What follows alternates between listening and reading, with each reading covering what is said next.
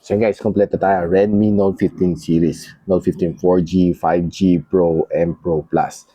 So unahin muna natin to. Yan box. So nakita natin na 6,000 mAh ka ng battery. See kung kamusta naman kanilang design. No? Kasi wala to sa China ROM. So not sure kung ano maging itsura niya. So ito yung specs niya. Sign nyo na lang. Post nyo na lang. Ayun, ganito yung itsura niya. Very simple. Plasticky yung kanyang back. Uy, curved screen ah. Surprising. Ay. Yan. Diba? Curved screen siya. Check natin the other things inside. Meron siyang SIM ejector tool. Meron siyang user guide.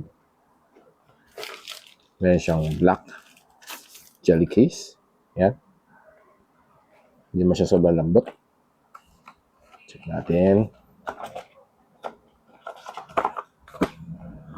33 watts charging brick niya.